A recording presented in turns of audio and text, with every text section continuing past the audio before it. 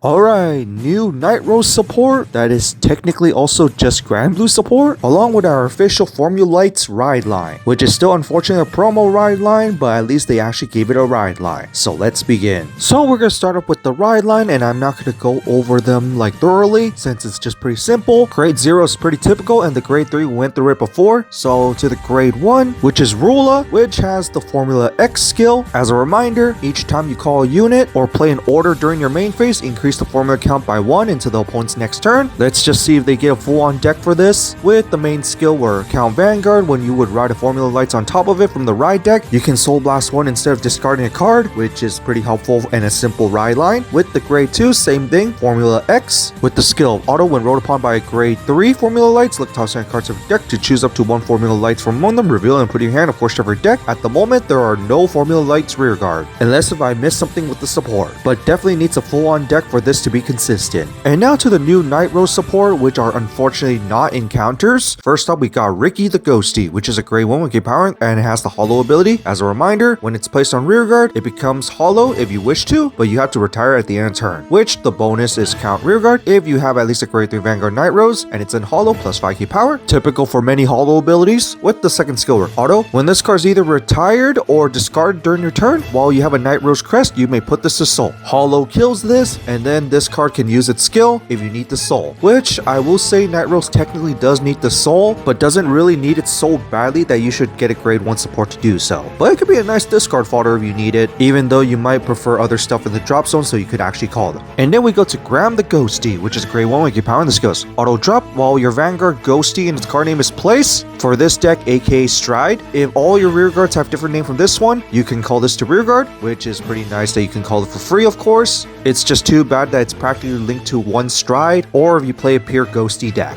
which for standard we actually don't have one right now. With the second skill, auto rear guard hand, at the start of guard step that your Grand Blue is bleeding attack cost, put this card to your drop and then choose one of your units being attacked that gets plus 10k power into the end of battle. Of course, it's one of those that give 10k shield before you even guard. It could be a nice tech option for you to just straight up use this, where when you stride Ghosty, you could actually just call this as an extra 10k shield in the back row, but you got so many different good cards in Nightrose that this might not be worth running. And then we go to a new shade being Ransack Shade, which is grade 2 with 10k power, and the skill is has the hollow ability with the main part where auto, when placed on rear guard by the ability of your heart Nightrose, aka Stride skill. This skill can be paid with Energy Blast 3, but the main part is when this card is placed on rear guard during the ride phase or main phase, if your Vanguard is a Grand Blue, cost count blast 1, perform one of the following: draw a card, or if your Vanguard is at least grade 3, choose a card from the drop zone and call it to rear guard. With the second skill of typical hollow where auto rear guard, when this card becomes hollow, while you have a Nightrose crest, this card gives us 5k power in turn. So one thing I really like about this card is that you can actually use this in the early game, kind of like our previous wave of encounter support that is not the Stride, but gets a better ability while you're at grade 3. And what's pretty crazy is that you don't even need to be on Nightrose for this, but does give you an alternate cost option when it comes to Nightrose, because the deck does not use energy at all practically, other than the generic grade 1.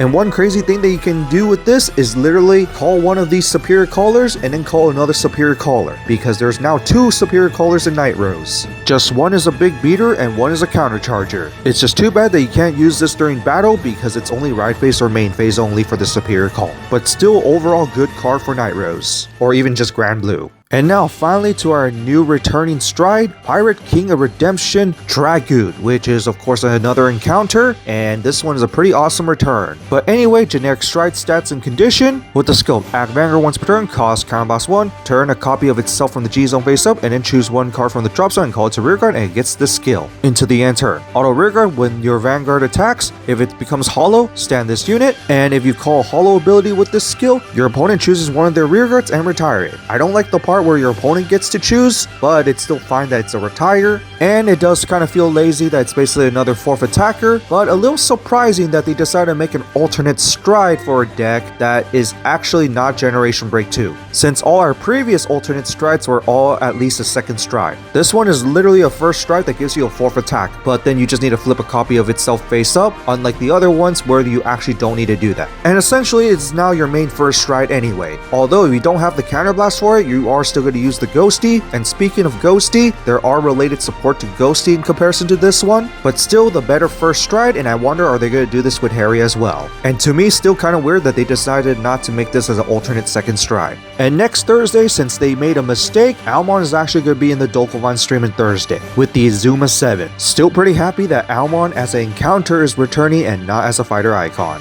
And so that's it for the new Formulights ride line along with the Nightrose encounter support. What do you guys think of it? When it comes to the ride line, I'm glad that they decided to make a full-on deck with it and not a solo boss unit, although we still don't really have any support for it, so let's just hope in the future. But when it comes to the new Grand Blue support, it's just pretty awesome. The support is a little awkward here and there, but they are a pretty decent option, especially that grade 2 that works with any Grand Blue deck practically, and it can combo off with some of the Nightrose stuff, while the stride practically just becomes the new main first stride unless you don't have any counterblasts. And still a bit lazy since it's just 4 attacks, but I'll still take it since it's still the better first stride. But on that, that's it for this, and see you all next time.